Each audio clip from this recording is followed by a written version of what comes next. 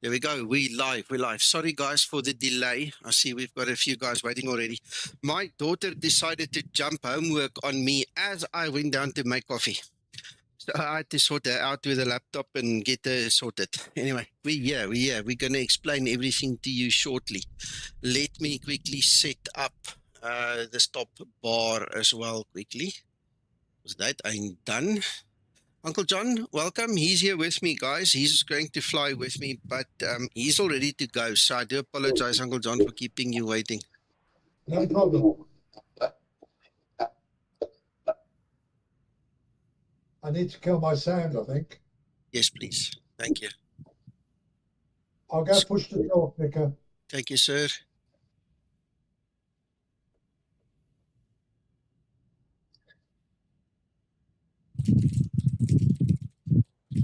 Right, I'm going to push the talk and good evening, everybody. Thank you so much. Right, where's that bar? Where's that bar thing? It always hides. Probably.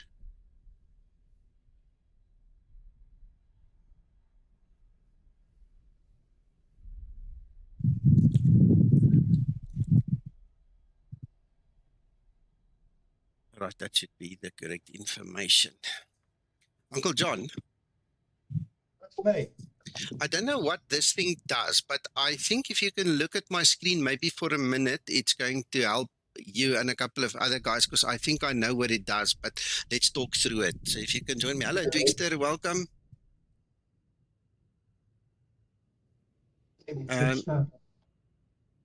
I'm glad you made it. I'm going to change the detail to include you in the name of the stream later on. Hello, John, Lesh there. Okay. First of all, let's start with why we are here. We are here because Twkster has discovered a change in the CG, and he's been working behind the scenes to fix the change in the CG. Okay. Now, unfortunately, it's going to mean that you guys need to change your camera views as well again.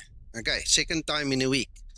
And the reason is very simple. If that CG is not correct, then the Boeing numbers don't match. Okay, simple as that. And in line with the dream that we've always had, we want to give you the best, most realistic 737 we can, according to the numbers. Okay, and in reality, we obviously have to follow suit. We can't just leave it and then improvise, because all it's going to take is one clever Trevor to open something somewhere up, and he's going to say, you guys are bull dusting your way through the story. So in order for the fix to happen appropriately and the Boeing numbers to be correct, the CG shift needs to happen.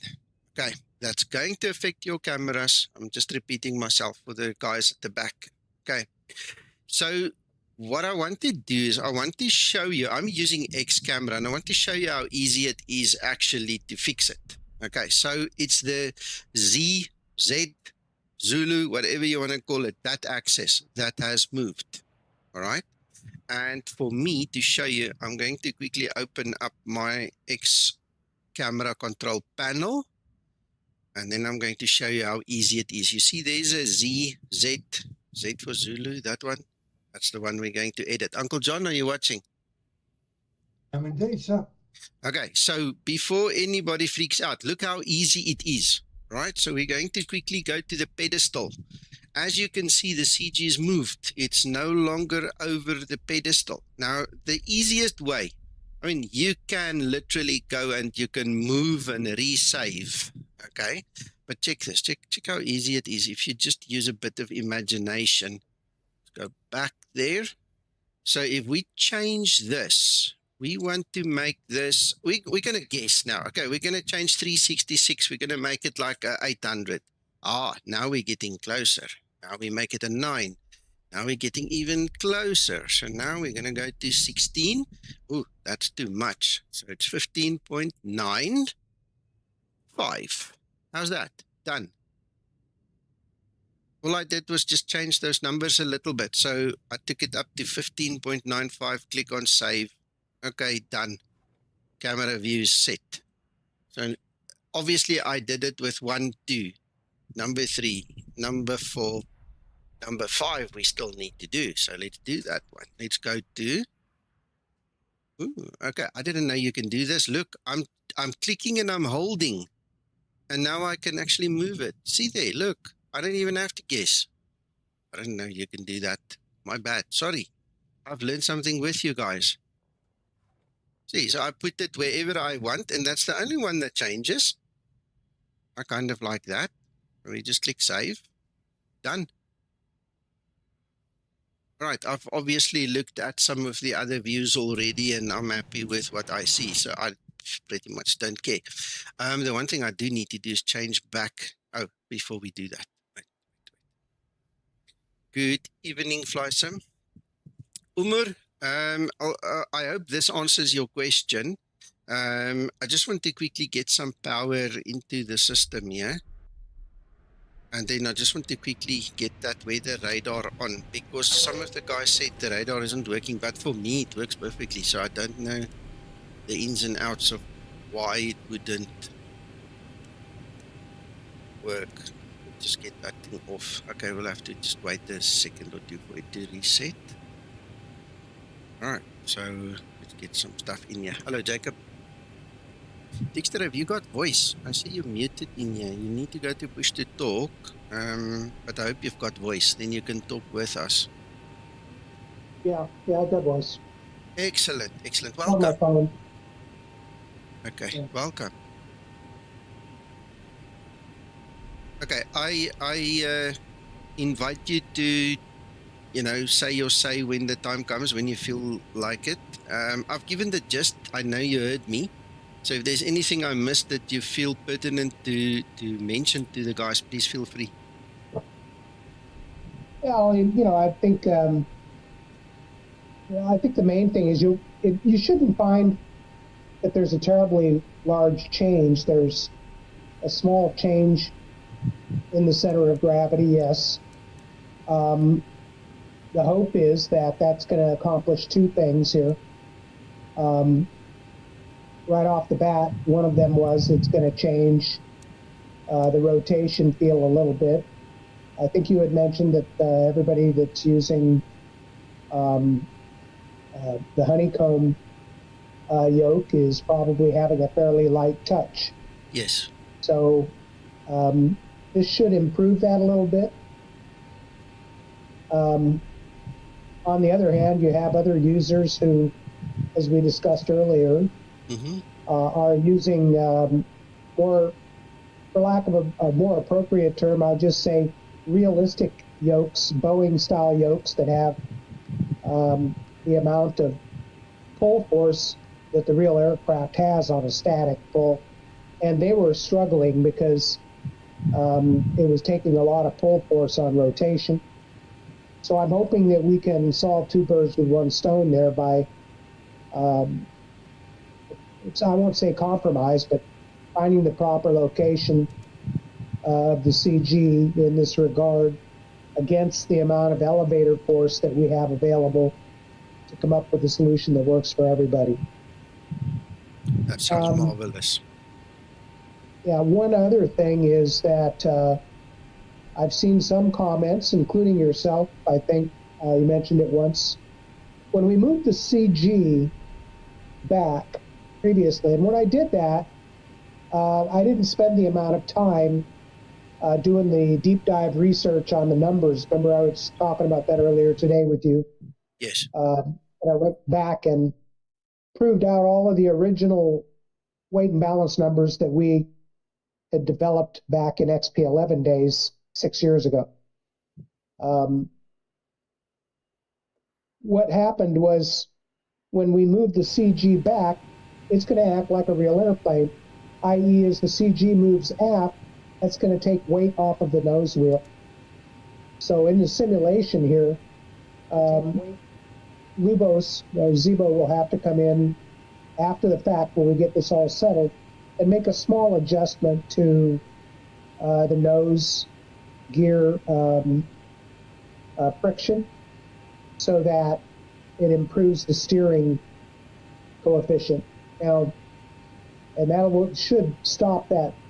Some people are experiencing some sliding around a little bit, And that's what that's caused by. It's because the nose is lighter now, and the coefficient of friction that we were using, after all, it's just a simulation, right? Ones and zeros. When that balance changed, we need to add a little more friction. So this will improve that a little bit also, because we move the CG back forward a little bit. So I'd like you to kind of pay attention on that when you're taxiing around, if it seems to improve for you. Good evening, We'll do that. Hello, Mac. The other thought I had, Twkster, about that nose wheel loading, he splits the cargo up between the two holds. He could move the configuration so it loads a little bit more forward. Yeah, the problem with that is it defeats the whole idea of the center of gravity being loaded in an optimal location. It's a good workaround for fixing that one issue, but that also affects your handling, right? Because if you move the CG far enough forward that it fixes that friction issue, then you're back where we were with the initial center of gravity, and you may end up potentially, it doesn't, not a guarantee, but you potentially end up with the same handling problems we had in the beginning. Appreciate that. Yeah, but then, you know, it's a thoughtful way of handling it, yeah. But everything has a yin and a yang to it, you know. Some people have been noticing that the trim setting, if you use standard Zimbrief loading as we use. Mike, you got out. Take a batteries. Okay, you with me again? Yeah. I said the other thing people have noticed is the trim. Instead of it saying being between 5 and 6, it's now nearer 7. I never saw that, Mac. Just from my side, I never saw that. Mine was 525 approximately the whole time. Yeah. And of course, that's another byproduct of moving the true CG. When the true CG is in a different location, it's going to affect your trim settings a little bit. Now, this would be a good opportunity from feedback from the rated 737 drivers in the group as to, say, for instance, with an average 60-ton load at a given CG, if they pay attention to what kind of landing stab settings that they have, that would be very helpful in knowing where the median is. Now, depending on how the aircraft's loaded, those CG settings can move all over the trims can move all over the place. For instance, if you've got a very aft CG, which doesn't happen if you use the standard Zibo, pre-computed loads, i.e. you put a payload in and it Zibomod distributes it, or you're using Zimbrief and Zimbrief does something similar. Most of the time, if you end up with a takeoff CG of somewhere around 19 or 20%, then that is, going to give you a certain, that's going to give you a certain CG, or excuse me, a stab setting that will be different than, say, if you had a 22% or a 23% CG. And then you'd see that you have a lot less, maybe a 4.5 instead of a 5.5 takeoff or something like that. But for landing, right now they're running a little bit more aft. But more importantly, what's most important is I'm trying to address a lot of things at once here. One of them was to get rid of the issue of running out of trim.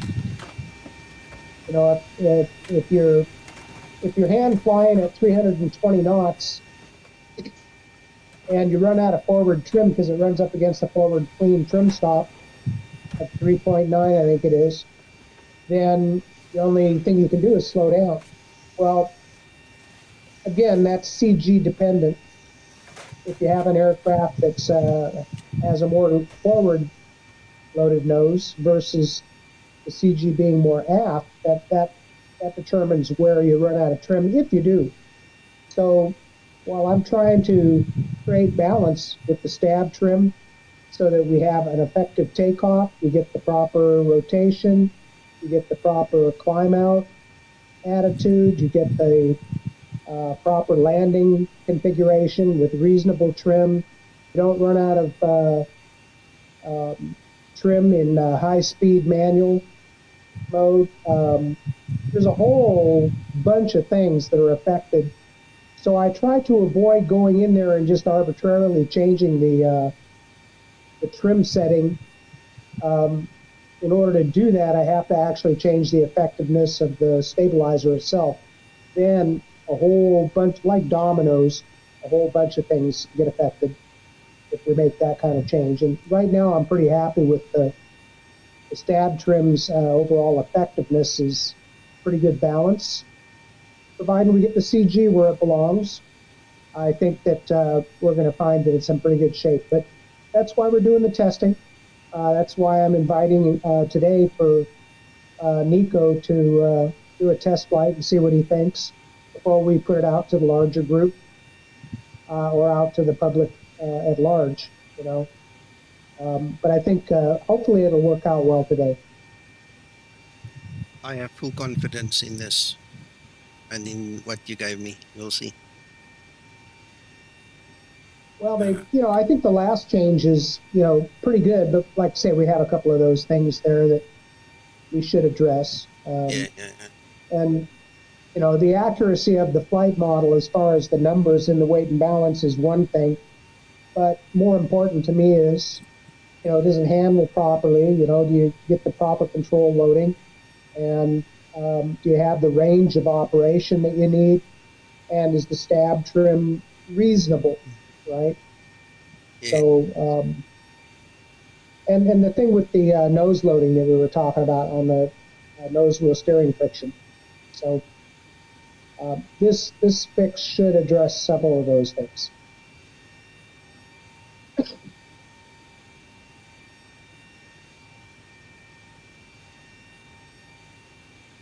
Okay, Umar, the CG shift, okay, first of all, Twkster, you can help me out here, is related to the Boeing 0 datum point, wherever that is located in your airframe. It's supposed to be at the nose, I think you said, okay? And basically, LR moved it, Laminar moved it, and this is now what we're trying to get back in the correct place, as easy as that. Okay, that's the first, the main cause. Just so that I don't, how can I put this, create an impression that Laminar did something wrong. Mm-hmm. What I will say is that they changed something that affected the way our CG is computed. I won't say that they actually changed the reference point. Because when I go back and look at old models, the correct one, as I mentioned to Nico earlier, is that most aircraft in XP and in a lot of simulations, the reference datum for the center of gravity is the nose, the very tip of the nose, and then you work your way back on the aircraft. Well, that's not true in a Boeing airplane, or at least in the 737. The 737, the zero datum, is actually located just behind the instrument panel. And everything forward of that is technically a negative datum. Why did they do that? Well, Boeing had a reason for it, and I think probably it had to do with if they felt they needed to extend the nose for any reason in the future, put a longer radome on it, different avionics in the nose, who knows. But if they had to extend the nose longer, it wouldn't affect the basic certification of the aircraft as far as the way the center of gravity is computed. So the problem is if you're using the nose as the datum, then you're off by 68 inches at the very beginning. So you have an error of 68 inches to start with. You don't realize you're using the wrong point for the datum. So, gotcha. Okay, so I've just retracted my comment there on stream to be more in line with your way of saying it. So I do apologize for. Yeah, I guess what I want to say is I don't want Laminar to come back and say we didn't do anything like that. You know. I understand. But they certainly did something. Yeah. They certainly did something that affected it because, well, it is what it is. When I loaded the aircraft up for the first time after months away, right away my camera views were off, sitting out over the nose of the airplane. So I knew something had gone on. Something had changed. Of course. So. No, we all appreciate the politics and the nice way of saying it. We don't want to make bad friends and bad blood between us. You know, that's not the intention. You know, we basically especially don't want to make it always. You know, it's too easy to blame Laminar for everything, and you know, we know they make changes. Sometimes they make changes, like everything else in programming. You fix one thing and it breaks something else, and that's so easy to happen in the programming world. It's probably not a good deal to be too critical, other than to just say this is what we think happened and can you fix it, please? You know. Yeah, understand. So, no, much appreciated. And I get it. So I apologize again. I don't also want to get in the crosshair there to get a knock on the door here from Delta U, because I mean he's been only good to me. You know, so we'll just keep it simple. But yeah, I think we get the gist of it. Something changed, and I said this many times in my streams before. Once everything is settled, we, meaning you, me, Zibo, the team here, we go and look what changed. Then we change the Zibomod because we don't want to chase our tails. And this is part of that process. You know, the time has now come where we've recognized certain things, and we now have to change the Zibomod to fit in with whatever changed on the Laminar side. As easy as that. You know, that's the gist of it. Yeah. Okay, we don't know when this will be public, Jacob. This is now my test flight of it. Okay, I'm going to give my impressions, and then we'll get a couple of more guys to maybe fiddle with it, and then obviously this needs to go to Zibo, because the changes I have here is directly from Tim. This is not via Zibo yet. So it needs to go to Zibo. He needs to implement it into the aircraft, and then we do more testing. Then you guys get it. So it can be a couple of days. Okay. The plane isn't moving up and down. It's XP realistic where the guy is breathing. That's the breathing effect. All right, so while we are here, I want to show you guys something. For those of you that use Auto DGS, okay, check this. I think this is related. There's a new part of the Auto DGS or an add-on, whatever you want to call it, from the same developer, where we can actually go and fetch the flight plan. I think it did it already. There it is already. All right, and then you can see certain display changes over there, you see. So how exactly it works, I don't know how it works, but this is something I discovered now with the latest update of Auto DGS and adding this little fingerprinting in there. The flight model is different, Umar. Yes, the CG has shifted, as I mentioned in the beginning. This is a new flight model, again, based upon the changes in the CG. In the airframe, basically, in the model. All right, let me see how far we are and continue setting up here.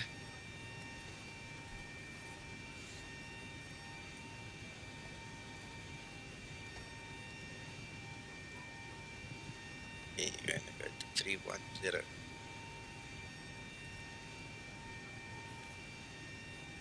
10. Did we say that was 47?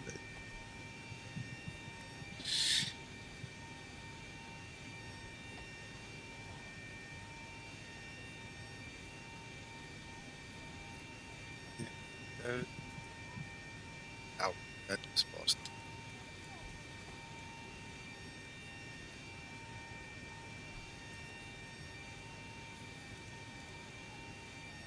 Alright, we are set. Let's start our APU while we wait.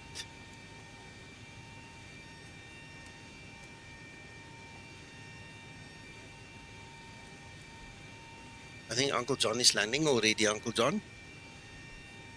Uncle John is airborne. Okay.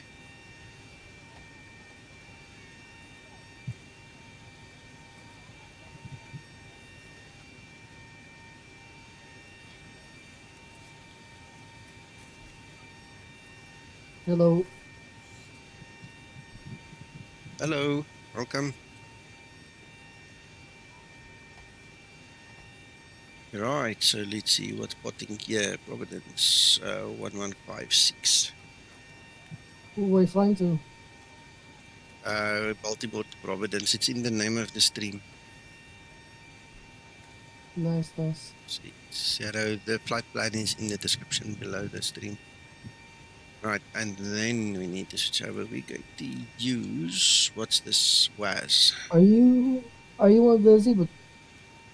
I'm not Zibo, no, but me and Twkster and Uncle John and McTrying here, we're all part of the Zibo team. I see, nice, nice. Twkster is the actual person who makes the flight model.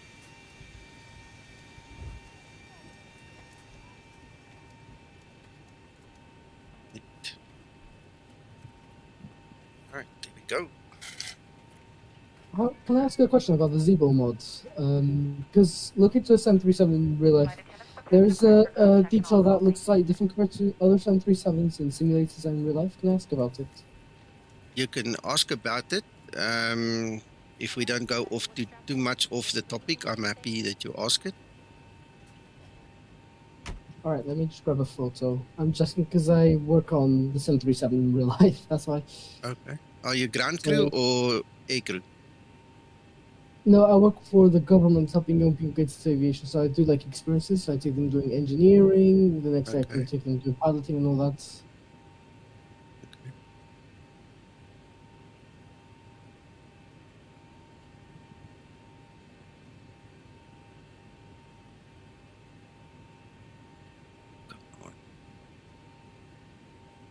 Right, need to push back.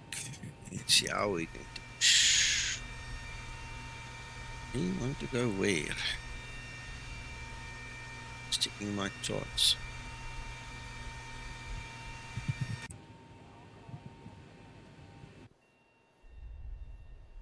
So is Skymatix the company or like the developers who make the Zibo? Because I thought it was just called Zibo. No. Skymatix is just my handle. Just like Twkster is Twkster's handle and Zibo is Zibo's handle. So I'm just helping out. Twkster is doing his bit and so on and so forth. But Zibo and Twkster are the two owners of the model. Okay, Zibo is the coder and Twkster makes the flight model, and then everybody else like me, we either in testing or helping in some form or other. I see. What is a handle? Is it like a shop?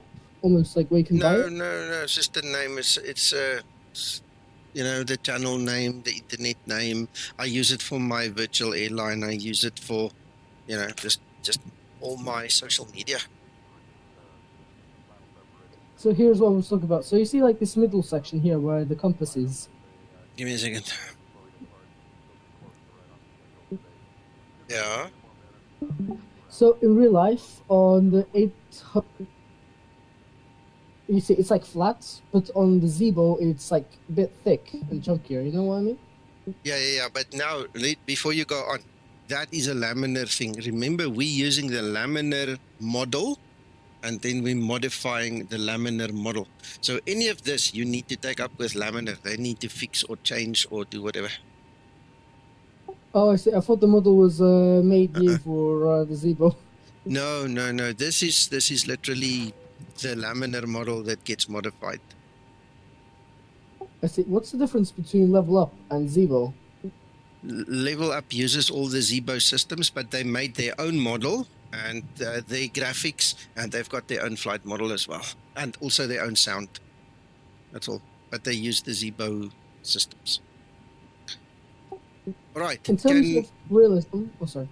No, it's fine. Give me a second. JT, let me answer you. It's been done for ages and ages and ages. I'm not sure where you've been, but this is what Airside Services does, buddy. You go in there, you activate, you load it. The moment you pull in your XML file that you get from SimBrief, you can program your FMC. It gives you all the wins and all the data that you need. You can do, whatever needs to be done. It just all runs from there. That's all. So that's been there for ages. Hello, Virtual Aviator. Umur, if you can give us our own model or make us our own model, we'll gladly take it. But we don't have time to go and sit and fiddle and make our own model at this point in time, eh? Twkster?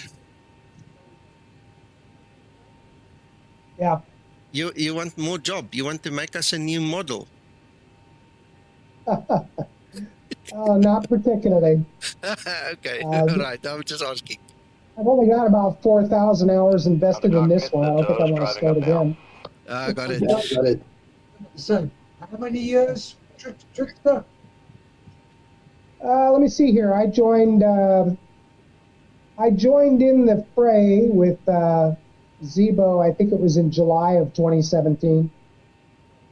Say no more. Yeah. Before I move on, I just, sorry, Twkster, I just want to show JT something quickly. Just want to show him because there's bound to be other people as well. Give me 1 second and then we can go back on track here with what we're talking about. JT, just for your information, what I would suggest is this, okay? Configure. I'm waiting for all of them closed and disconnected, then I will proceed. That's better pushback talking in the background. Okay, I suggest you use the SimBrief downloader. Grab yourself the X-Plane as well as the Zibomod files. Put them in your FMS plans, okay? Folder in X-Plane as you have it there. And then you can use either the uplink or you can use the company route depending on what you want. And for the purposes of Airside Services over here, you need the XML file. That is for the uplink. So this is how you get it going on that side. And then in the FMC, you can then pull it in the other way, either company route or through the uplink. That gives you access to all the performance data and all the wins and everything else that you need to do, including your routes and all those things. JT, so that's just a tip from my side. And for anybody else that's not aware of how the integration with SimBrief works. Umar, Twkster's original job used to be a pilot. He's got like 500,000 hours in the air and a whole amazing career behind him. He's now retired, eh? Twkster, you're not flying anymore? Well, not by choice, but yeah, as of last year, I'm retired. Okay, so yeah, he's probably a master pilot where he comes from.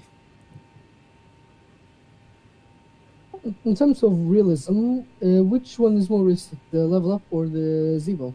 Zibo. Everything happens here first, right? And then it moves out to the other side. So what you are seeing now and what you're going to see now is typically what we do. Twkster did the development between yesterday and today and the day before. Now I'm going to test it, and from here on it now gets dispersed through the rest of the team, Zibo, and the packaging that needs to be done by Zibo, and then it gets to you guys. Okay, so this is where it happens.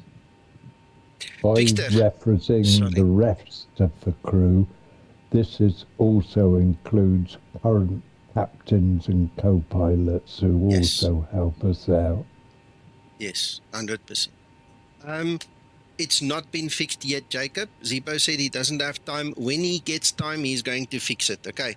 Please keep an eye on my announcement when we announce the release of the model, and then you will see the actual release notes. So read them, so you'll see what gets changed and what not. Okay. Twkster, now I need you. Yeah.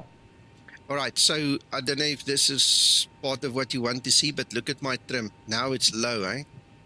I'm used to 5.25, sorry. So now it's 4.5. Okay, well, And how are you loaded here? I wasn't paying attention to that. I did it through airside services, so it's Zibo code that did it. Okay. Can you take a look at the EFB screen? That gives me a little better idea what. Now airside services did that? Yes. Now there's an example of what I was saying earlier, right? If you use a Zibo, the Zibo load tends to move more towards a forward CG. Yes, You've forward, got 26.8, yes. A 26.8 CG, you know, and you know, here's where I would defer to the current 737 drivers that are flying the 800. You know, what do they see for a typical loadout weight and balance? Because depending on how much fuel you're going to load on the airplane and how long your trip's going to be, if you load an aft CG to start with, you could end up out of CG limits at the end of the flight. Now, naturally, if they're using a proper loading software, it should check all of that as part of the process, right? Zero fuel weight within limits, takeoff weight within limits, landing weight and CG within limits. So Zibo, if you use Zibo, it would probably load for 19 or 20%, which is to be honest and fair, because that's what I use most of the time. I test at all ends of the envelope, but most of the development is done at 60 tons with a Zibo loadout, which usually means somewhere between 18.5 to 20% CG, typically, for takeoff. Now, this is a perfectly legal one that we have there. Yeah. Again, look, I've taken 500 kilograms and moved it around a little bit, right? So if we go back to our CG now, you see, now the trim is 5. Now I'm feeling better. You see? Yeah. But that's purely a function, as you pointed out there, when we looked at the center of gravity. That's why I had asked. Yes. With a CG of that far, because you're very close to the at 25% is the center of lift, right? That's where the 25% of Mach is at 25%, which is design-wise is almost right at the center of lift. Yes. When you start loading after the center of lift, the airplane is going to become less, not unsafe, but it's going to be less stable. Yes. A little more towards neutral and negative. So the general rule is the farther forward you load, the more stable it's going to be. The farther aft you load, the more unstable it will be. Yeah. And remember, in the old days, we used to say your best CG is 21.5 because that's right in the middle between 23 and, you know, so on and so forth. Yeah. Okay. No, that's fine. Anyway, this is why we're testing, though. I'd be interested. It'll be nice to see how it responds for you. Yeah, let's go do that. You know, if the trim setting is correct for the CG, you should get about the same or correct. Your stick pull will be affected by that. All doors and hatches are closed. We're connecting now. So a very forward CG, if the trim is not set correctly, then it's going to affect how it feels on rotation. Absolutely. So absolutely. All right. Well, let's go try it. Sorry, Mac, go. Well, while you're carrying on, I was going to say, have you got any figures as to how much the CFGs move this time? Yes, he gave me. But when I input it, some of the cameras moved correctly back in place and some did not. So I'm not sure if... Sorry, give me a second. Sorry, my wife just said good night. I'm not sure if it is my X camera setting or what exactly it is, but the same value didn't give me the same response as I changed it, Mac. That's why in the beginning of the stream, I actually showed the guys how I changed it, because it's the the Z axis that changed, the Z Yes. for the Americans, okay?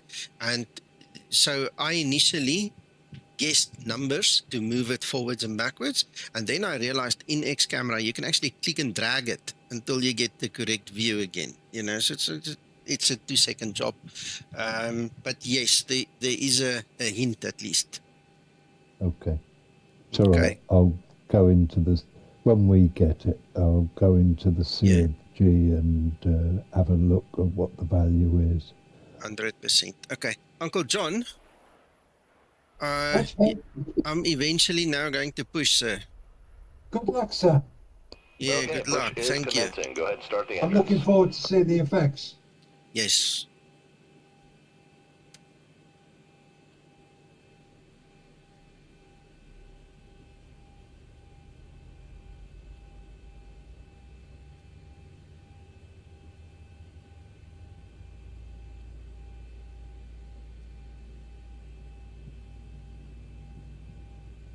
$13 from top percent. Okay.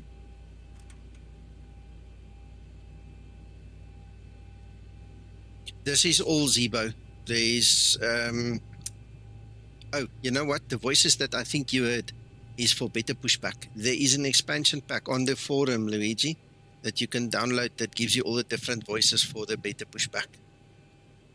While we are talking about it, let me just go and switch on the FO in the Zibomod.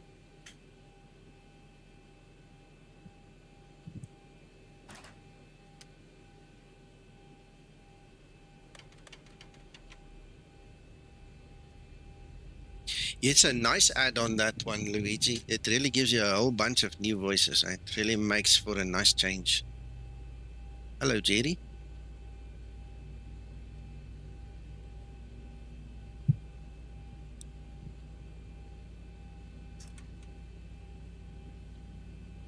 Right, though. Anyway, welcome everybody. We've had a long chat. Okay, so if you guys are really interested in the technical side of the Zibo and what we do behind the scenes, go watch from the beginning later on. Unfortunately, it's not a 5-minute talk. Okay, so please don't complain about it. It is what it is. We have to do what we have to do.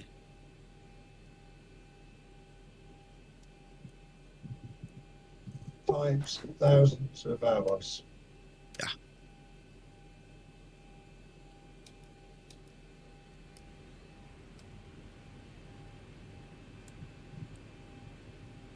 Operations complete. Set the brakes.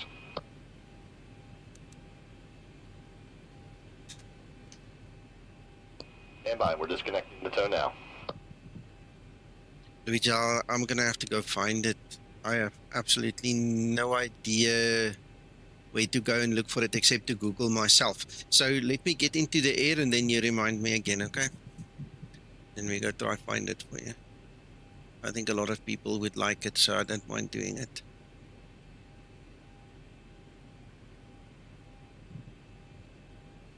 Right, okay, let's see. We've got flaps 5 and we've got the green light.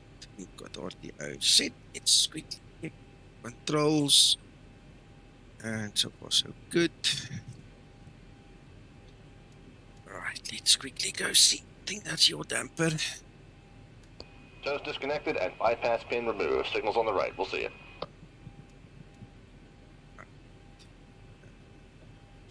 So, fine. I don't think that has changed. Nope, still the same. Just waiting for that guy. Taxi lights on. Hello, Attila. Welcome. Alright, and brakes released.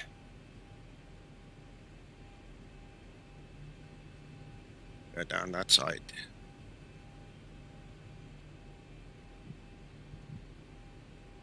Hello, Sean. Welcome, everybody. Welcome. I'm glad to see your interest in what we're doing. Hello, Into Sims. Welcome.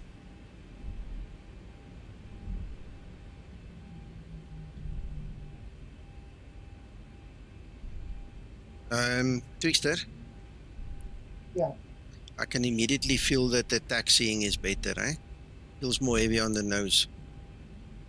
Good. Good. Definitely yeah, and you get better. up to the normal taxi speed if you do a few normal S turns, you know, just to get a. But it's not perfect yet. But I think once we're happy with everything else, and I don't have to change the CG again, yeah. You know, we'll turn that over to Zibo, and we will make short order of adjusting the nose friction just enough. Because if you overdo it, it affects other things too. You know, as you remember, yeah, it can affect rolling resistance and a bunch of things. But he's pretty good at just putting enough coefficient in there to get the job done without showing the other characteristics. And so. Oh, it feels nice. I must be honest. It really feels nice. One of the things you can see in one of my previous streams is I actually had difficulty controlling it, and I had to recalibrate my tiller because this thing was all over it, all over the place. Yeah. Yeah. So this is much better, much nicer. And it's not a subject for today, but you know the rudder and the tiller, but the rudder in particular. You know, does not affect autopilot operation. So, you know, people can do a custom curve on their rudder because all the rudders are different, as you know, and it won't have any effect on the autopilot operation at all. Sure. So, you know, and I have a custom curve on mine. I just got those, you know, a set of those wind wing rudder pedals. And I found them just a little bit too sensitive off center, so I put a custom curve in, and they feel great. I changed them to be a little more like what my Thrustmaster Pendler rudder pedals were that I had before. Sure. So. Do any of you guys use map enhancement by any chance? Use what? Map enhancement. It's like satellite imagery. Yes, I use it. I'm running it now. Which option is the best? Is it Bing Maps, Google Maps? I don't know. I'm actually using the hybrid one because I've got the payware model, right? So I use a hybrid one, and then it decides for me what the best one is in the area. So I don't know what it uses. It picks it itself. I see, that's cool. Also, with my level up, when I got a livery which came with the cabin, but when I go into the cabin, it's like not applied. And I've gone for everything, like the cabin's just not showing up at all. Yeah, we'll have to help you afterwards then. Somebody here will help you. Because map enhancement shouldn't have any influence on the cabin. The only thing I can think of is that you might run out of VRAM or something. You don't have enough VRAM. No, this is not about map enhancement anymore, it's about the level up, 737. Okay. Yeah, I don't know. No idea. Okay, let's see quickly.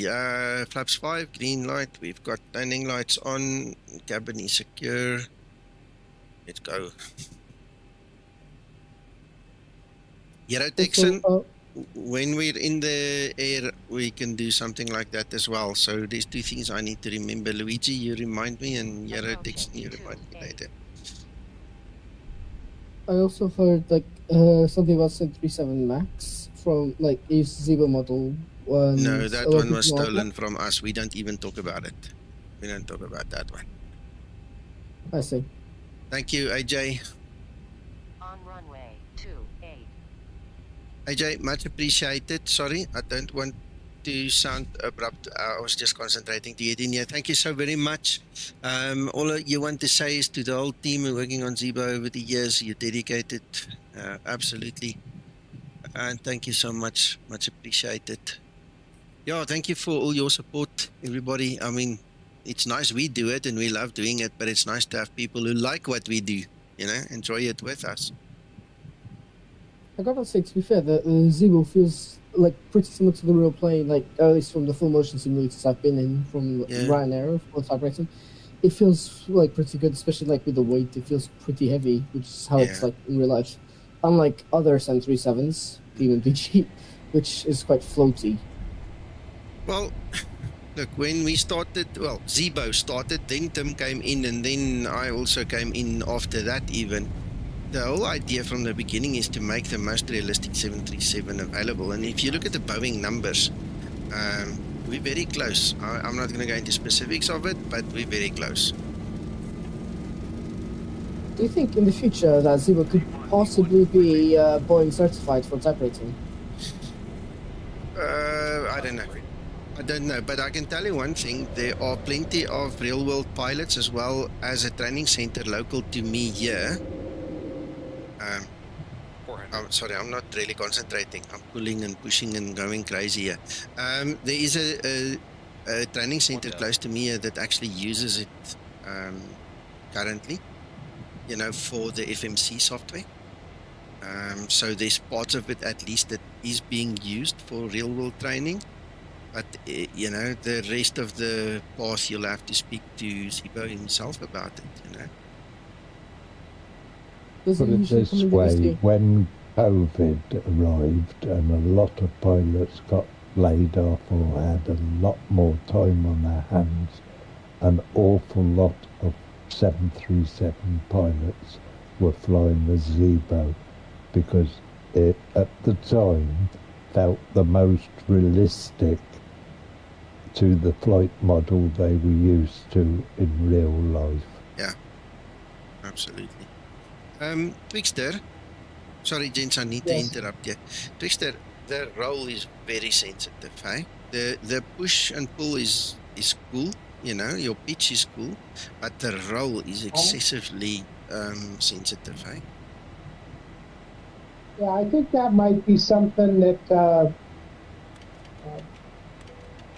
that may be something that we'll need to address with Lubos, with Zibo, to get him to modify the sensitivity that is programmed into Yoke Advanced. Yoke Advanced.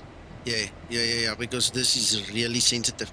I wasn't concentrating because I was listening and talking, and then I started, you know, concentrating more, and I realized, you know what, it's not just me flying like a palooka. This thing is very sensitive in the rollway. I love the pull, the pitch is fantastic, but it's very sensitive on the roll.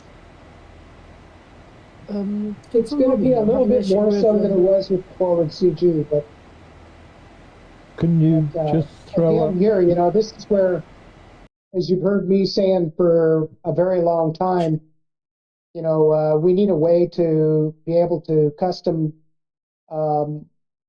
customize each individual controller, because there's no way we can come up with one set of flight control, parameters that will work with every different controller.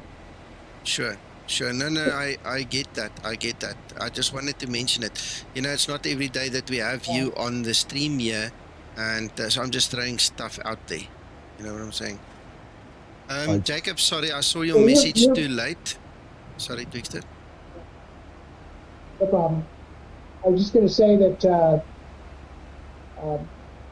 when you turn off Yoke Advanced, if you would do that for me for a moment, just see how much more sensitive it becomes. Mainly so that I can determine if there's any problem with the way the Yoke Advanced is currently programmed. I'm trying to remember where it is. Just give me a second. I think it's in here somewhere. Yoke this. Here you go. Could someone help me here? I'm having an issue with my controls on X-Plane. So my yoke is getting some really weird roll movements for some reason. Yeah, it's going to be very difficult for us to do two things at a time. If you can wait till after the stream, one of us can help you, eh? Twkster? Yeah. I've obviously switched. I've switched off the Yoke Advanced. Okay, it is slightly different. It is still sensitive, but then again, now I don't know whether that would have changed the curves or whether the curves would remain. I suppose they remain in linear, and it means I will have to go and play with the curves. But one thing I did notice is when the wind started picking up, it was like 29 knots from the tail almost, you know, like a 7 o'clock, 6:30, 7 o'clock direction. Okay. The roll was even worse.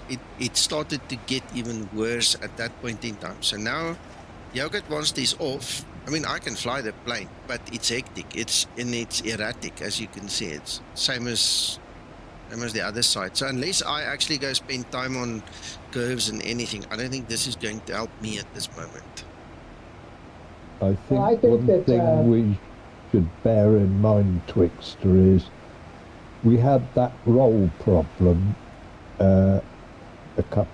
before 0.2 version, and I think Zibo did some tweaking in the code, because if you throw up the yoke, Nico, you'll see that the angle that the does it relate, the angle of the yoke turning, does it relate to your physical yoke? Yes, kind of, but it's not 100%. Kind of. Yeah, put your input advance back on. I did. As we know, it's one of the differences between the Boeing yoke, which has a very stiff roll compared to the honeycomb. And so I don't get any of what you're getting at all. I'm sure. I fly with yoke advance off. Yeah. Because I'm using a Boeing yoke. Yeah, and then you've got curves and stuff set up. Yeah, I'm with you. Makes sense. Well, no, I don't use any curves. Okay. My pitch and roll. Yeah. Yeah, I'm linear, which is because I want to model it the way most people are being encouraged to use it. Yeah. But I do believe that in your particular case, a very small amount of off-center, a little bit of off-center modeling of your curves would be advantageous. As long as you don't put so much in there that it starts to affect the autopilot. But I think that would really improve your situation. Now, you're not running with any, right now you're not running with any, or maybe you are, null zone on your roll? No, there's nothing that I know of. No, there's no null You zone. might try putting 1 or 2 notches of, null zone on the roll in there and see if that helps too. Yeah. I'm going to leave it as this, and then I'll play with it offline, you know, when I'm sitting here alone doing that. Look, I want to tell you something else. I'm not sure if it is the wind or the altitude or what exactly it is, but it's behaving totally different to what it did below, you know, when we were still just climbing out, you know, close to the ground. It is no longer as sensitive. It is actually now pretty nice. I'm literally rolling it to exaggerate it a little bit. But it's like we're in a different flight envelope now. It's like we're different space. It's something changed. It's no longer as sensitive. Well, you know, this is one of the things that and I believe this is the case, but I haven't been able to test it out, that laminar generally has a low altitude and a high altitude atmospheric model. Okay. And it's somewhere in the neighborhood between 15 and 20,000 it starts switching over. At least in the past, that's the way it was modeled. So if they created a problem, you know, this, you know, like we had before we used to have the washboard. You know, a few changes back, they had the washboard, right? And you'd be flying along in cruise and your wings are out there wagging away like you're in turbulence all the time. It seems to have fixed that. But when I noticed that before, it was happening at certain altitudes and not at others, which told me there was something about the low altitude model versus the high altitude model. Now, a point that I'd like to make here is when your roll is very sensitive right now, When you load with SimBrief, you don't usually get this 24-25% CG, do you? You know what? I never check, to be honest. I'm gonna lie to you. But if it does it once, I can virtually guarantee you that's because of the Zibo code, because it's got a certain way of loading it. So if it does it now, it's probably doing it every time. But we'll have to check to make sure. Well, do me a favor, and this also helps me evaluate what's going on with the center of gravity. If you go into the EFB payload section there, and move your some cargo payload forward, see if you can get your CG up to about 20%, and then check your roll again. All right.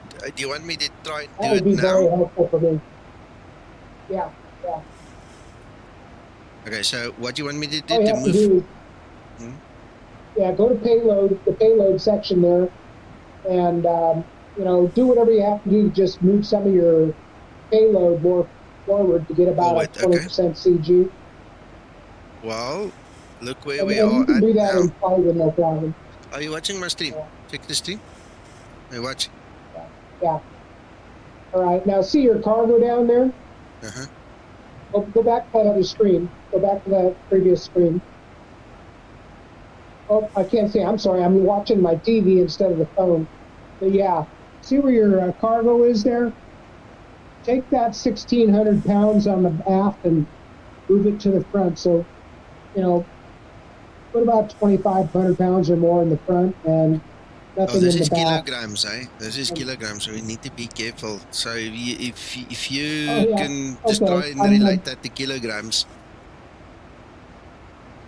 Well, first just delete the cargo in the aft and see. It's not going to make it. It's not going to make it crash or anything. We'll see where it puts the CG. Okay, now go look at your CG and see what you got.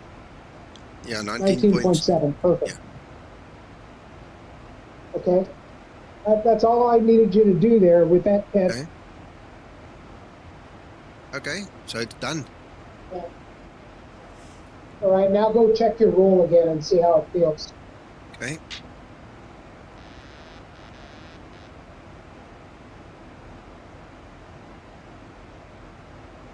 Yeah, it's not as sensitive. Not as it was. See, I mean, I'm really now rolling it to get this effect that you guys are seeing. I mean, before, when I touched it, it wanted to roll on its own. Now I've got to tell it to roll. Definitely less sensitive. Yeah, I remember what I was talking about before takeoff, about when you move the CG aft, that affects the stability of the flight model. Yeah. So now most airlines, for longer range flights, they do try to load it more aft because it's more fuel efficient. But when you're flying on autopilot, you don't notice it so much. Yeah. But when you're hand flying it definitely is noticeable if you're flying around with an aft CG. You could be loaded all the way back at 30% and it's a legal CG, but it's going to feel a heck of a lot different, much more unstable than it would with a forward CG. I get it. That's kind of what I wanted to see right there.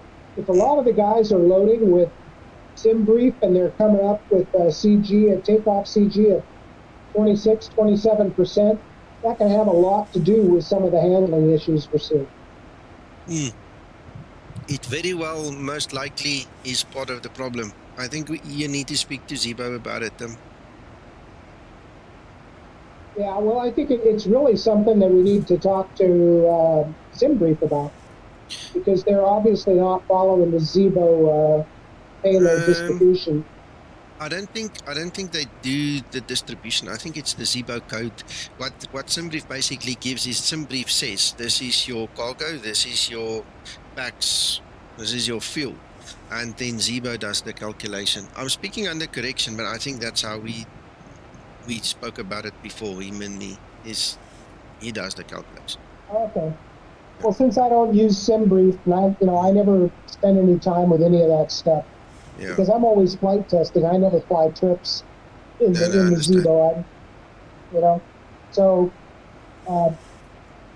Because when I load a payload, I just put the amount of payload in there I want, and then I let Zibo load it out, and it always gives me about somewhere between 18.5% and 20%. Rarely is it much after that unless I modify it. No, I get it. That's why I was wondering how you ended up that. Yeah. No, and I think most people who follow me and most guys I would know about, they all just use that XML file, and it gets pulled into the system, and then they rely on the Zibo code to do the rest. In the beginning, if you go back a couple of months and you check my tutorials and things, you'll see I always told them what you told me. You move that CG back, you know, away from the front. And I mean, we always used to have a procedure to do that, but since airside services are now doing it, we've all become a little bit lazy. Speaking about myself. Yeah, see, I don't use airside services, so that may be the issue right there. Yeah, try it. I don't bother with it because, you know, I just go straight to the payload page. I say, give me, you know, 10,000 kilos of payload, and you know, or 10,000 pounds of fuel. I use my test load all the time, very similar, but because I use the payload page, it will always automatically distribute the load in that same general area of about 19 to 20%. Gotcha. So if the airside services is doing something different, that's what I needed to know, because I'm not, when I'm tuning the flight model, I'm not seeing what people are seeing out there because they're flying a different CG, a very different CG than what the design of the flight model is largely based on. Understand. So, you know, it's legal, like I said, but even in the real world, if you load with an aft CG, the airplane will be more unstable in feel. It's going to be more flighty in roll and lighter in pitch, and have a tendency to prugoid oscillate more. So that's a very pertinent part of it, is where are we loading the CG? And this rolling issue that some of the guys are having, I don't ever see it. But that could very well be it. If they're loading with an aft CG, that's probably where it's coming from.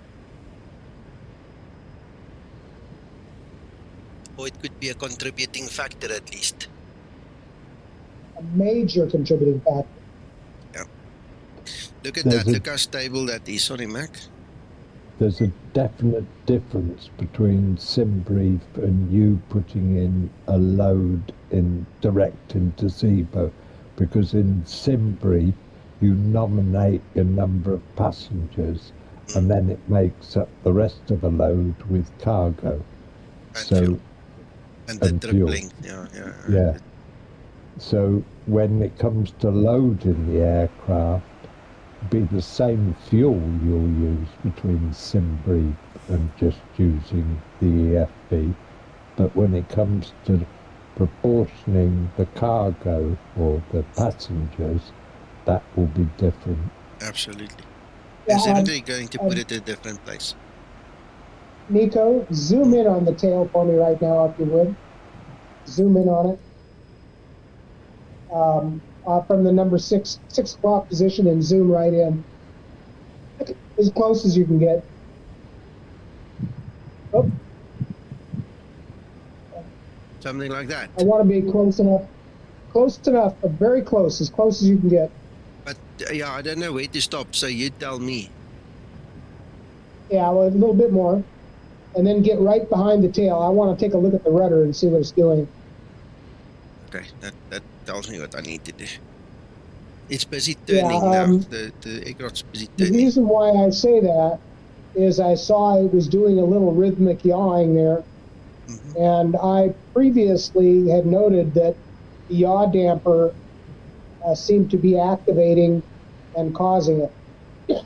So that may be the source of the rolling issue that some people are seeing, is the yaw damper kicking it. Because what was happening when I saw that, and I only saw it one time on mine, I went up and I came and I looked here and I saw the rudder twitching. And then I went inside and I turned the yaw damper off and it just stopped. So it doesn't take much, like 1 degree of deflection of that rudder to cause this. See how it's kind of rolling back and forth, left to right?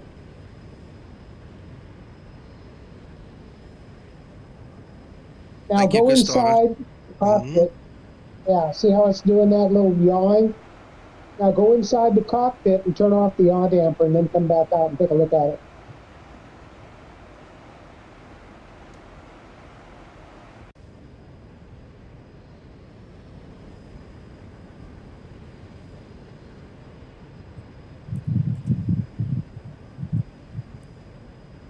Oh, let me just try to get behind it. So does your damper control the rudder? Yes, it's part of it. It dampens it when it's in the air, so you can't do such exaggerated rudder. You've got a pretty healthy crosswind there with some gusts in it. Look at that, 88 knot direct crosswind. Yeah. So that may not be the case at all. In this case, it may be just turbulence.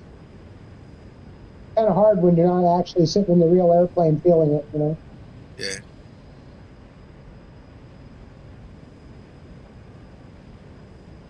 But you're not getting much rolling motion, are you?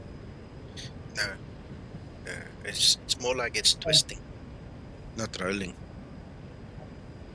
Yeah, that may be just this crosswind with a little gusty action, and you're seeing some, because when you have that 90-degree crosswind, obviously when you get fluctuation in the wind, it's going to impact that tail, right? Because that's the big flat plate surface up there. When the wind changes, it's going to, affect it laterally, and you get this kind of yawing motion. Yeah. So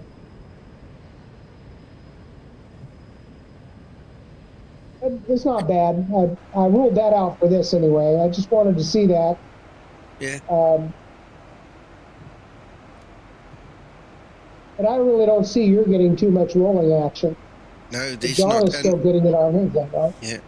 One of the things I usually do is I look at my flight director, because this is where I picked up on your issue 2 versions ago. Because that vertical was going left, right, left, right, left, right the whole time. So I noticed there was an issue there. But generally, when the people say to me the aircraft's rolling, the first thing I say to them is hide the yoke, because that animation suck. Just get the problem out the way first, so you don't fool your eyes. Then look at the flight director. If I don't pick up the roll here, there's no roll. See, and then usually when you see it here, then you can go back onto the wings and see it, and then you'll see there's a rolling action, and it's rhythmic.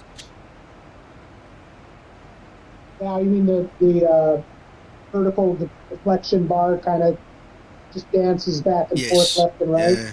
Yes.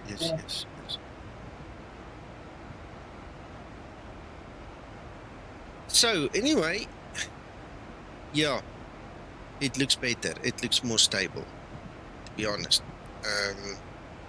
We've identified a few things we need to chat with Zibo about, but so far so good. Yeah, I think, and see, that's a surprise to me because I don't use either SimBrief or the airside services. I would have never thought to look at this difference in the way the CG is being programmed. Scotsman, sorry. As soon as I saw, yeah, go. As soon as I saw that app CG that it came up with, and you had even moved it a little bit forward prior to takeoff from where it had been. Yeah, so it would have been worse. Yes, yeah, absolutely. So I would start surveying the guys. What kind of a takeoff CG are they using? Yeah. And if they're getting a takeoff CG of 26, 27%, then airside services needs to be revised. Okay. That's my opinion. Makes sense. Right? Yeah, I agree with you. Yeah. Scotsman, this animation is broken.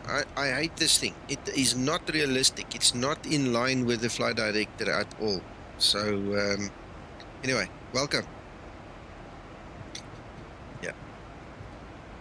Okay, I need to see where we at top of descent is close by. Let's quickly start prepping for going down.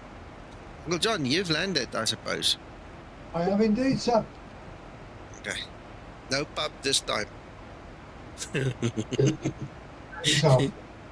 I'm laughing at Scotsman. He's going, boo, because I told him to hide the yoke.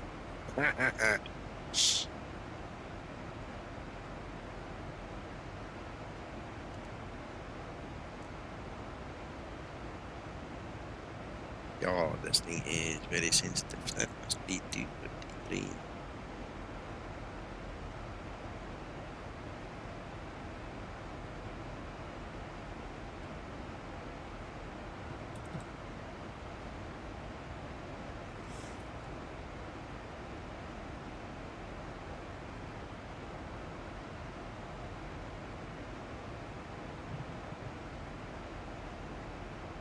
For audio, for talking, I'm using my phone, but I've got the picture up on the TV also, and I keep forgetting sometimes that there's about a 8-second, 10-second lag between the two of them.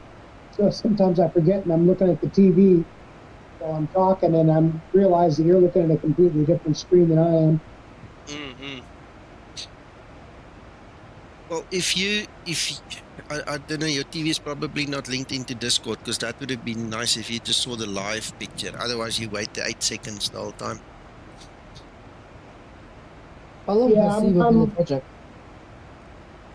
I'm in Discord on my phone, but I'm downstairs instead of up at my computer where I have the, I could have moved up there, I guess, but I was just sitting down here in my living room, and when I found you're on, that you're streaming, so I just stayed here. But no problem, Twkster. Anyway. No problem. We'll get you into a nice headset. We'll get you flying with us online. We've still got plans with you, man.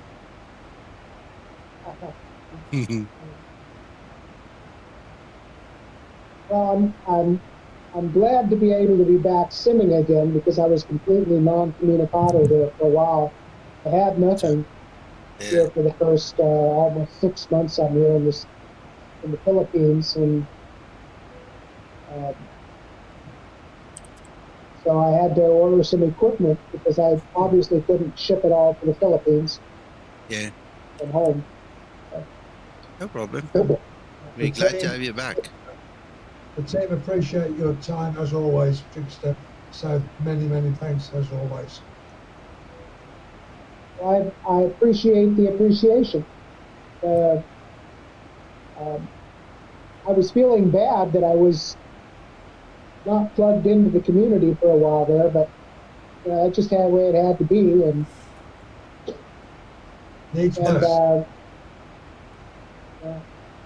yeah, don't let it bother you. Hello, UVP. Sorry, everybody's talking here. Iceman, thank you.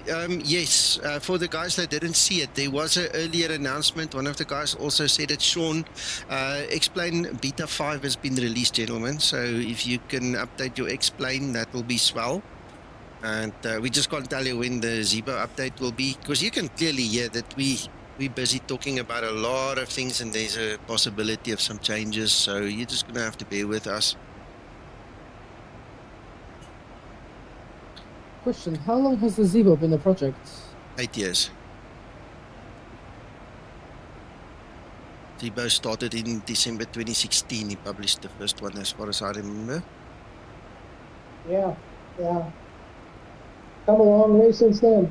Oh, yeah. Yeah, I remember when it still had the original FMC. Then I remember this one changed, and that one for months was still the old original FMC. You only had the one, and then the second one came in. We've had so much fun. Yeah, that was the Collins. They had a Collins 2000 or something in there. And I remember when I first started flying the Zibo, I was just impressed that he got all the switches working. Because if you remember the original, Laminar 737, nothing worked. You click on it, nothing was functional. Ja, dat was fun. Let ek jullie sê. Amex, goeienaand. Welkom. Virtual Aviator, the only constant is change. Oh, bloody heck. Tell me about it. So, what's changing in the new Zibomod update? This one we're working on is the flight model and the CG and the camera views. This one that we're doing now. Yeah. Every time we change the CG, the camera views is going to change. And this one, as we said in the beginning of the stream for the guys that came in late, it's going to change again. So just brace yourself. I showed in the beginning of the stream a quick way of just fixing it. You know, if you're using X camera. If you're not using X camera, then, you know, you might consider it, but you'll just have to set up your views again. How does your stab trim look there right now in cruise? Let me just zoom in and get a good angle. It's about 6.2, around about 6.15, 6.2, around about there. Okay.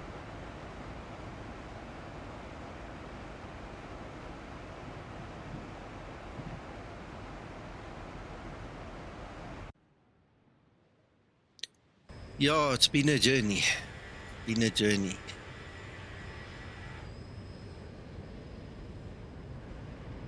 good one. I wouldn't change it for anything in the world. This project kept me sane for many years.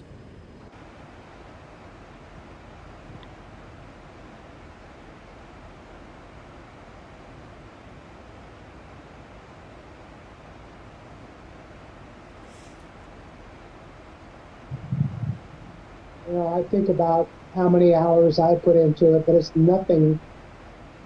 You know, you put a lot into it, but I think about how many hours Libos has put into it. You know, he's easily got double or triple or quadruple what I put into it. You know, I mean, because the guy just, he's an animal. Just keeps working and working and working. And lately, of course, he's been busy at work, but I've never seen anybody could accomplish so much. Yeah. For a little time when it comes, you know. He made me feel bad one day, huh? Yo, I felt so bad. You know the arrows that is built into the built-in checklist that you can switch on for the new guys that point them to all the different switches and things as you go through your checklist. I tried to help him with that. I did like 5 of them and he did 50 in the same time. God only knows how he did it. I don't know. He said to me, Nico, don't worry, I'll do it. And I said, Zibo, it's the first time in my life I've dropped you. I don't know how you do that. He just made it and he did it. And it's so cool. I still need to make a nice video about it to show the guys all the arrows that point to all the different things. Let's see if we can look at something like this. I don't know if it's still on here. Landing altitude. Oh, there you go. You see, those are the arrows that we were talking about. Every item in the checklist has got its arrow or multiple arrows. And as you tick through, you know, it tells you where to check. See, there's your arrow, and there's another one that side as well. So you get 1 or 2, and then you click it, and then you go to your VREF. Now it tells you need to go set up. You see, I mean, this is brilliant. But when he did this, I tried to help him, I promise you. It is like, I did 5 and he did 50.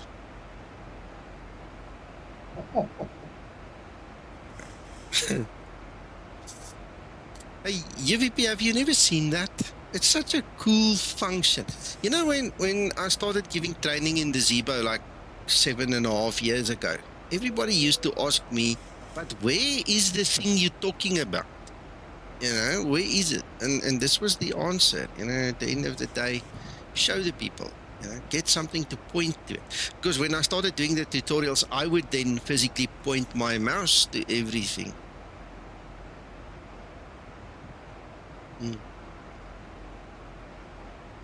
No, it's not compatible. No.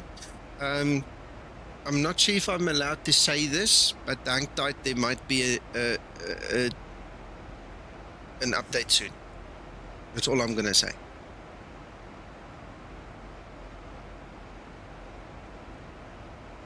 Yeah, so please don't put Zibo into level up.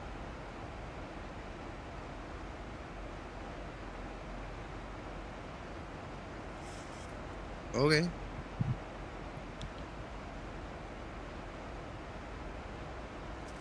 And I don't know if you guys know this, while we're on the subject, the checklist here, depending on the setting, because you can change a setting in your settings in the EFB, you get a short checklist or you get a very advanced checklist. Both of them obviously comes from the FCOM.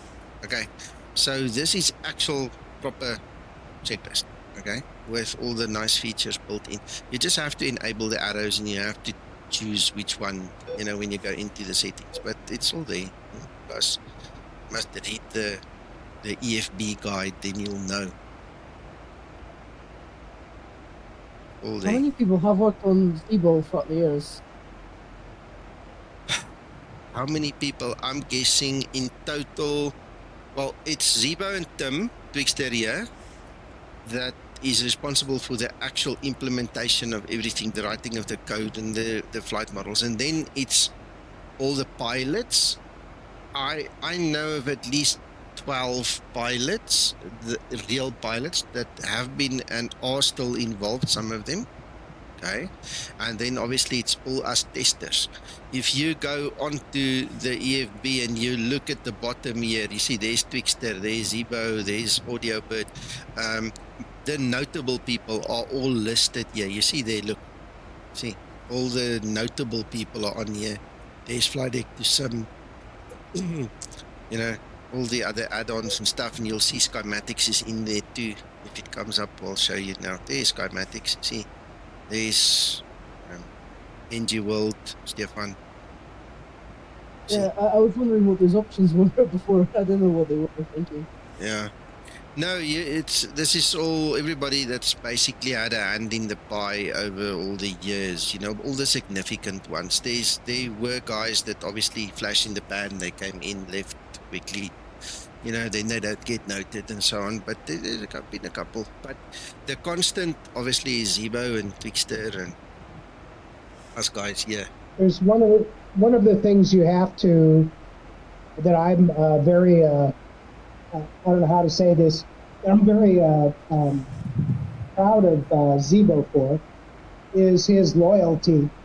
Yeah. You know, if you remember, I mean, in the early days, all the work on the audio files was done, of course, by AudioBird.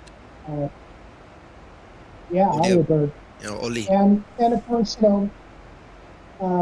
you know, he ended up bowing out of the program, you know, for his own reasons. But I mean, you know, Zibo has remained, you know, I mean, he could update. There's people pressure him all the time, asking him to fix this or add that, or sure, he makes some little changes, but by and large, he's continued to use AudioBird's files after all these years. Yeah. And to me, that's just basic loyalty. You know? Yeah. One of the big things where the AudioBird files is they're locked, and he's got the key. So in essence, Yeah. Zibo can not really do that much with them. He can mute them and he can, you know, do small things, but he can't really add and you know, do the full suite of things that you should be able to do. He would have to put in a whole new suite of yes, yeah. You know, Unfortunately, the AudioBird files are to an early version of FMod. FMod, yeah. And all the new ones was it FMod 2 or? Yeah, I don't know the version, but it is. Yeah. You're right, Mac. One of the things that I'm sad about, and I still don't understand, I'm talking now before COVID even. I asked Zibo one day and I said to him, why did you disable the 5.1 surround sound? Because it was there.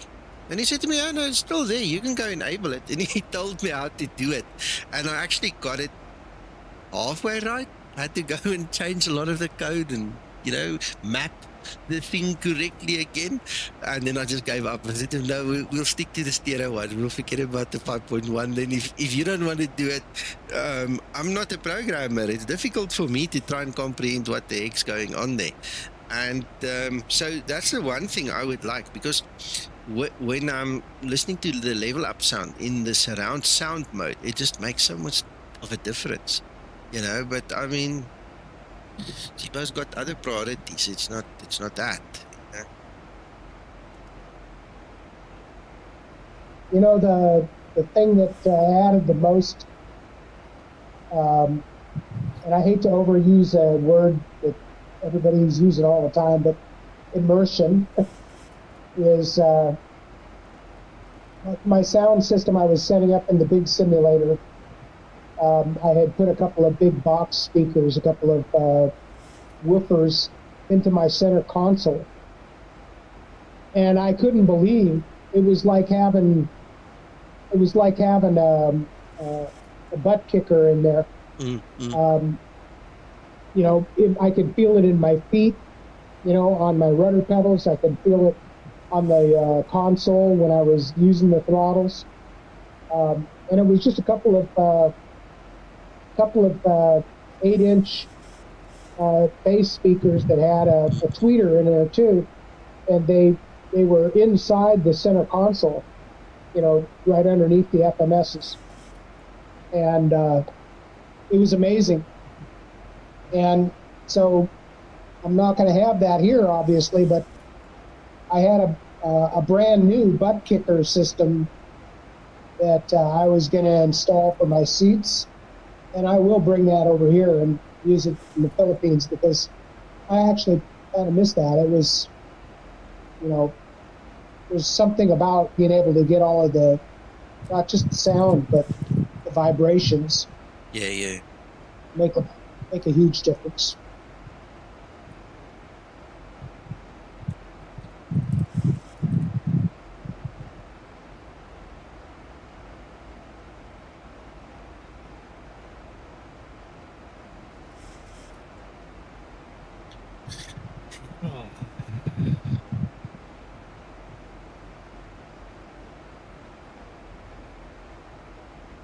I'm excited about what we accomplished this evening. There's a couple of things we really need to talk about now, eh? Well, I think we've discovered some direction here. Yeah. I think that CG issue is something that will be very helpful for you guys for handling. And also, it helps me to know, you know, how much moving that CG impacts the handling on either good or bad. And it does, in fact, have quite a big effect. But in this case here, you know, like say with that app CG, I really didn't know, because I don't use airside services. I didn't really know that people were getting these CGs that far out. No, so, that's a normal thing for that. Yes, I know, it's a normal thing.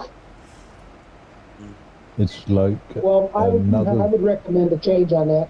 Yeah. I would get some feedback from the line pilots on what are they seeing on average for their loadouts with a full passenger payload. And you know, an average flight is going to be you know, somewhere between 45 and 90 minutes. So the fuel loads that they see and the typical payloads and weights, aircraft weights, aren't going to be that far off of what we load out here. But so it'd be good to see what kind of a feedback is that they're seeing on CG. Yeah. Because 100%. if they're seeing a more apt CG, then I know that I can try to figure out something to address that, so that it would be a more accommodating for you guys that have a very sensitive control yokes. No, absolutely, 100%. It's a plan. We've got a plan. It means a lot. Yeah. You notice the difference though here, or I think you're probably seeing that, since you moved that CG forward, how stable it is performing. Yeah, it was better. No, it was better.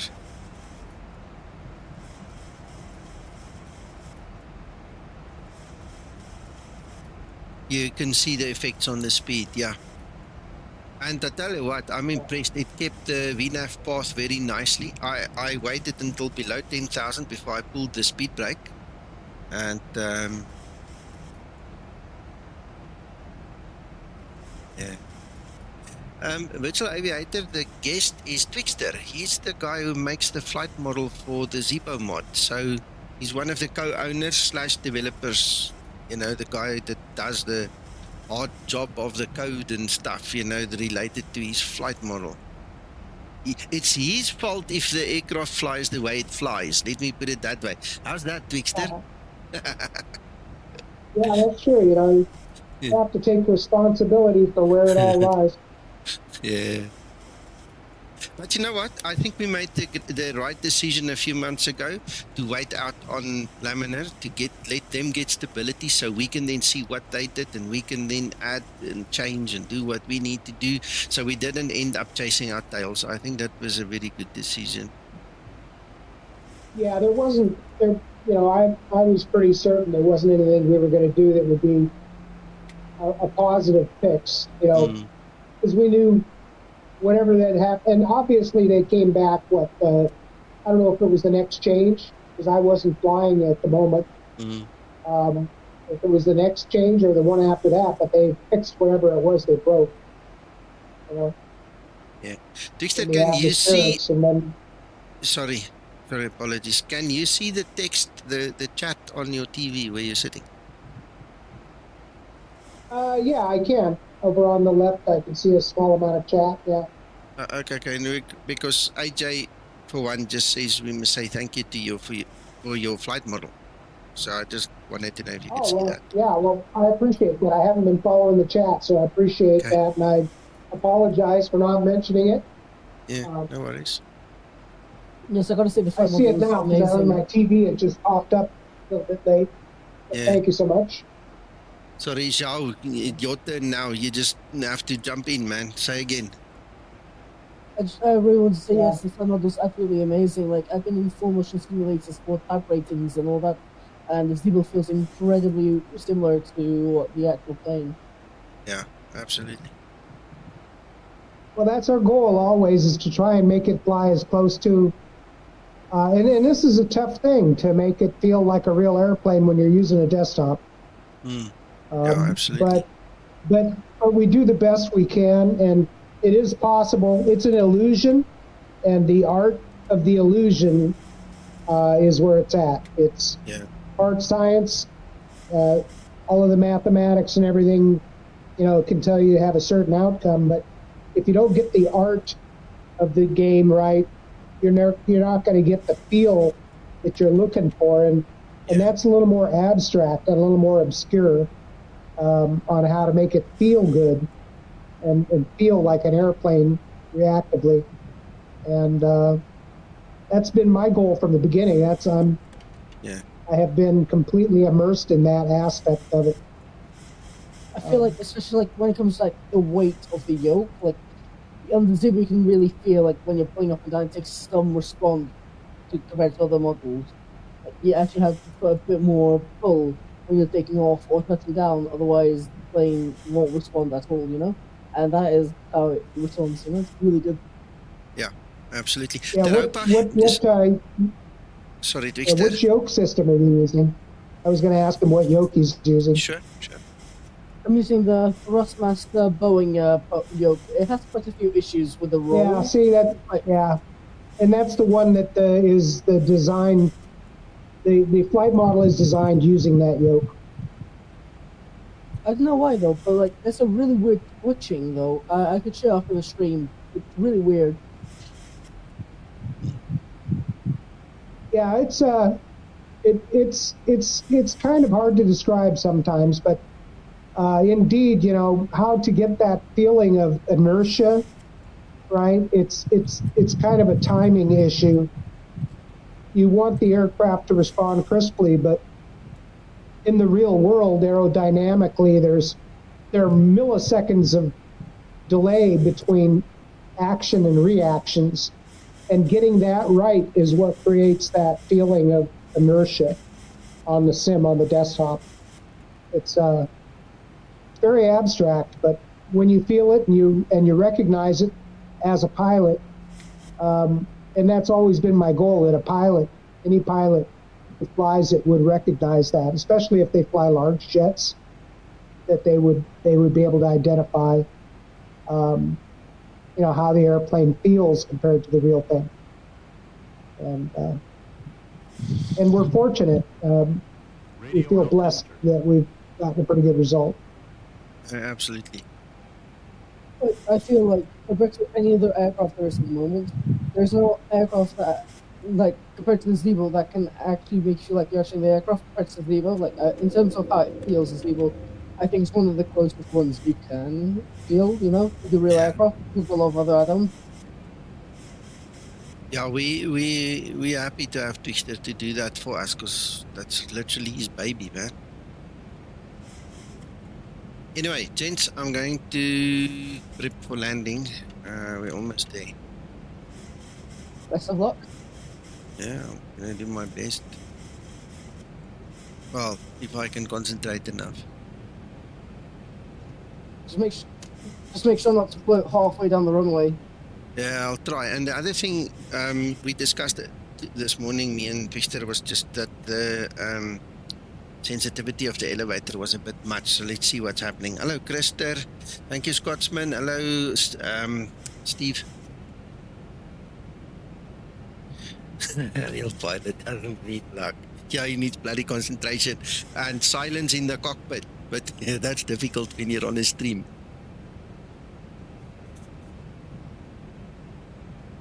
They actually check the effect of the controls.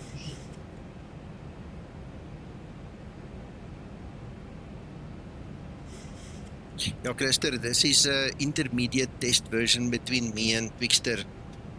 It's not even in the Zibomod yet. It's literally just us testing his work right now.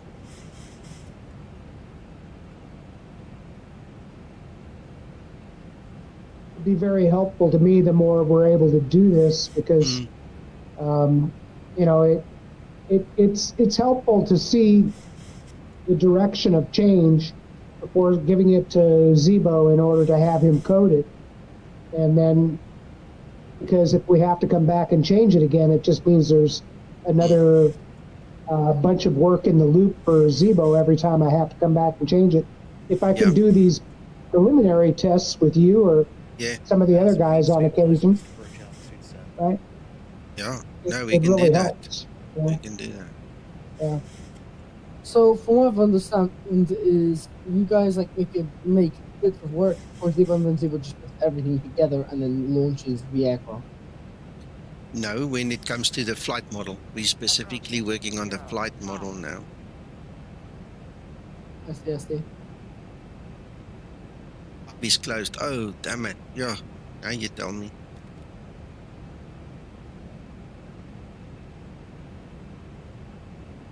What airport are you coming into? This is Providence, Rhode Island. The one near Boston, I think, yeah? Yeah, it's close to Boston. 300. Approaching decision height. Our elevator is a bit twitchy, eh? Elevator is sensitive. Minimums. 100.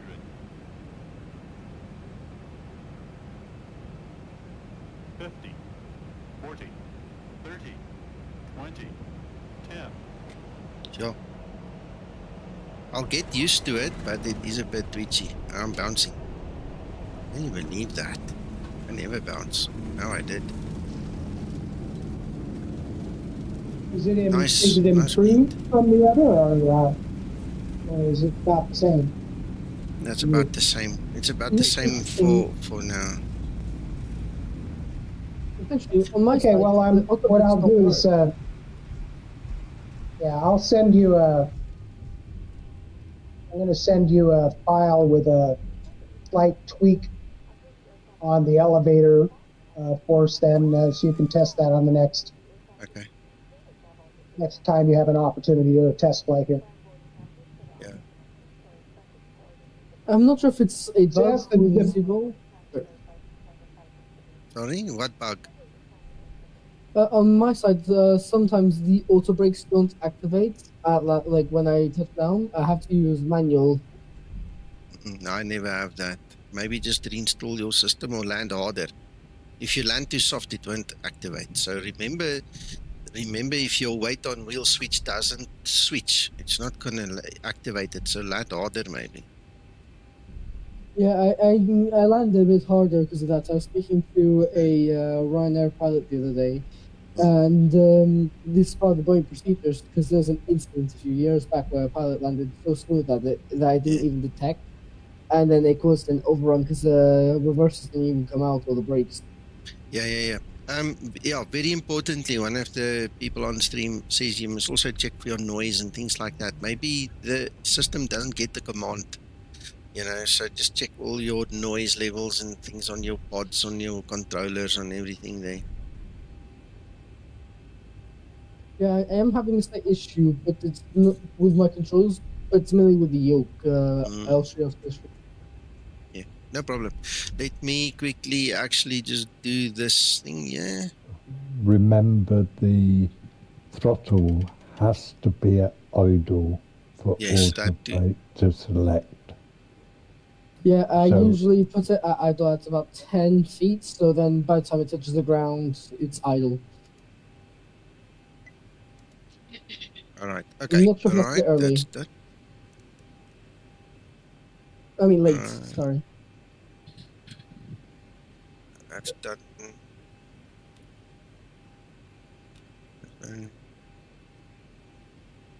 I find that sometimes it floats a bit, so I cut it a bit earlier sometimes, but it's like maybe by only a few feet difference. Yeah. Right, okay. We are just waiting for this alpha yoke to talk to us again. Really nasty. Anyway. Into Sims, I saw earlier you mentioned that you opened it up and you had to resolder the connections on that RJ45 plug. It looks like that's my next step as well, eh?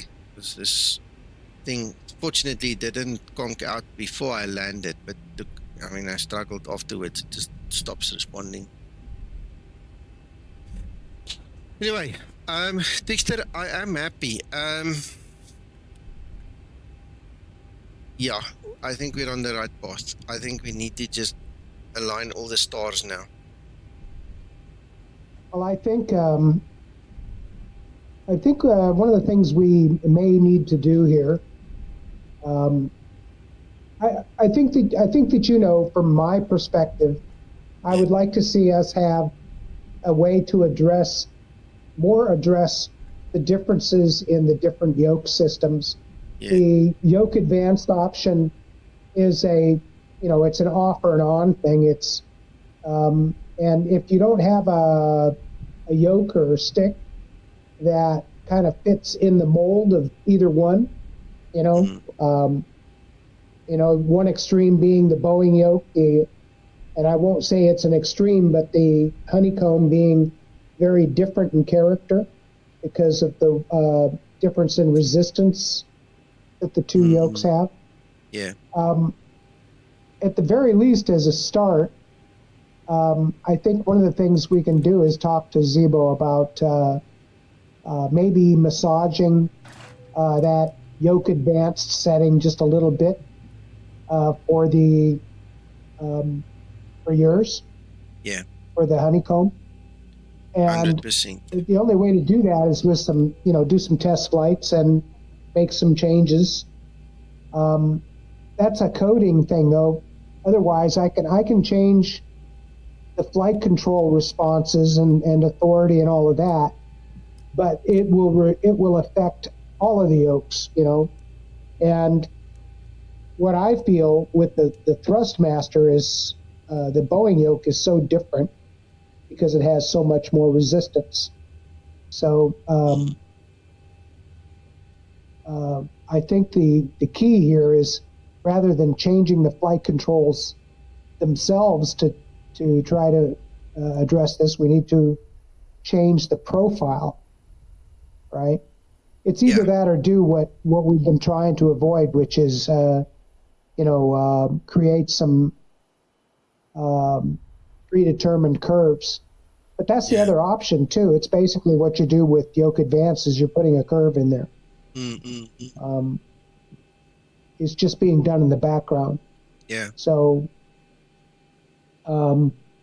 if we can work with Zibo on that, maybe we can further customize the yoke advance to, because, you know, I don't know the real numbers, but I would say 75 to 85% of the yokes being used out there are, in this day and age, are either something like the Boeing yoke or, you know, the honeycomb. Yeah. And yes, there are several other yokes on the market, but the honeycomb is the most popular yoke on the market. Yeah. So we need to figure out how to tune the thing so that the honeycomb gets the best results possible. Absolutely.